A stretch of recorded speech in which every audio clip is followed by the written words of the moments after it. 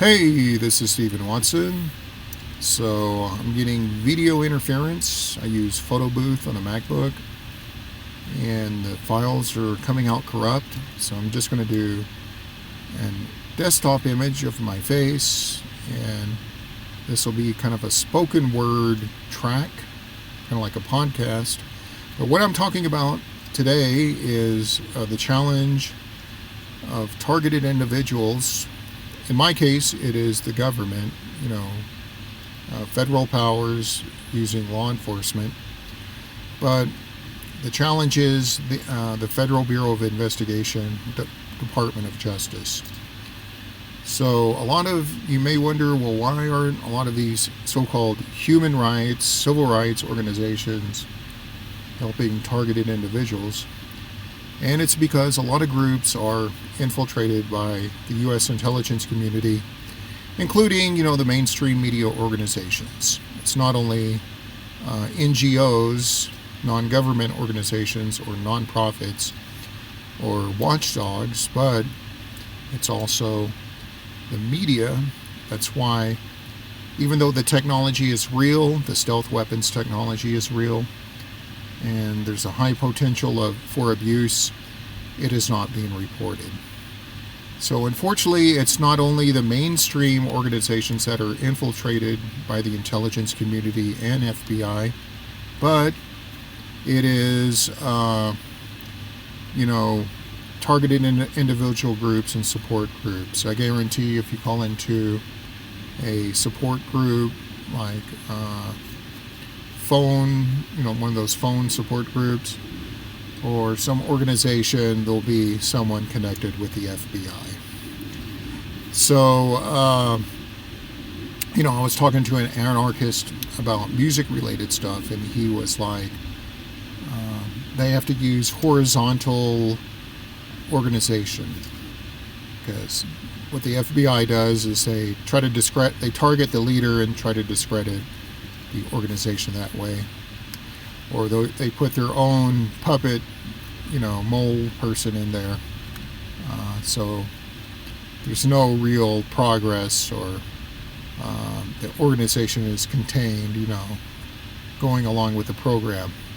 So something you need to be aware of, there have been allegations within the targeted individual community.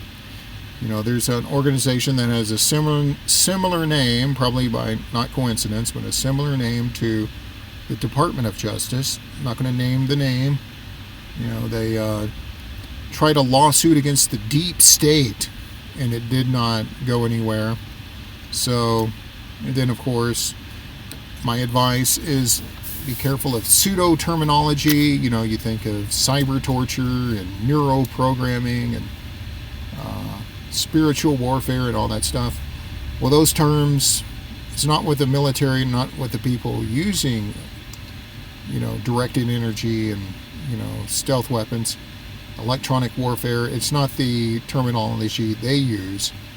And some of that is by design, so you're not taken seriously. So you do have controlled opposition, unfortunately, when it comes to groups within the TI community. And a person using a pseudonym, an alias, a fake name, is usually kind of a dead giveaway. You may have noticed on the internet, fake accounts, they're called sock puppets, and you go to groups like on Facebook, and when it comes to targeting, and it's pretty much trash, it's stuff that nobody's going to really take seriously. They'll just call you crazy or paranoid. And a lot of that is also by design. So the intelligence community, the FBI, they also have a strong web presence. And I'm sure you heard about shadow banning.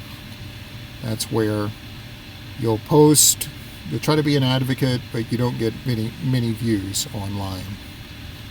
Since big tech also wants to be on good terms with big government, so they're not fined, or they're in good favors with big government when it comes to regulations.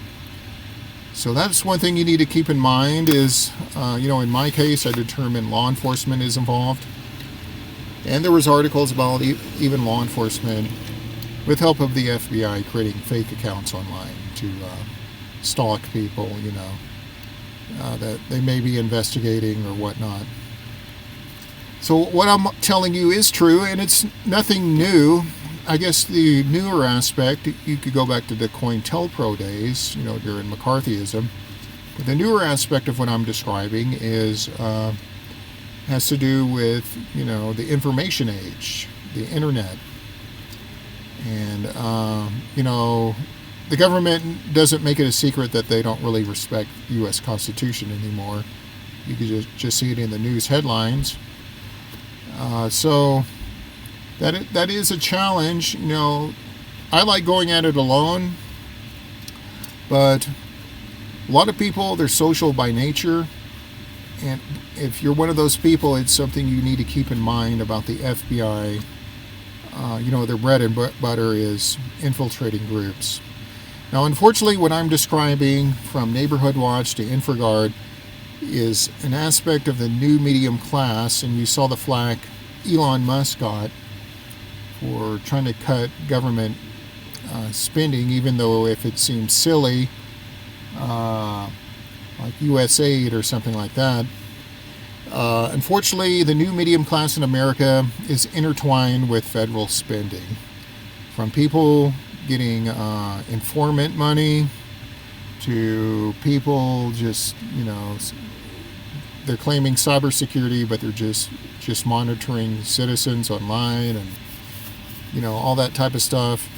It's just a part of the medium class, the haves and the have-nots. The people who want the nice six-figure salary, they're going along with the program, they're cooperating with the government, they may have a security clearance, they may be informants, on something so remote, a threat that's so remote and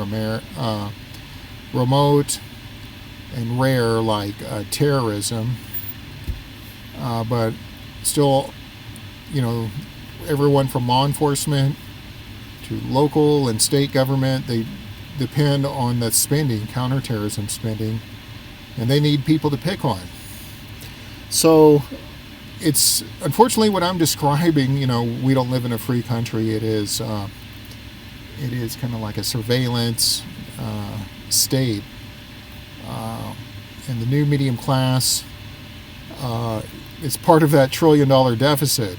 It's not only defense contractors, people who work at the Pentagon, but it's also the private sector that is very reliant on federal spending.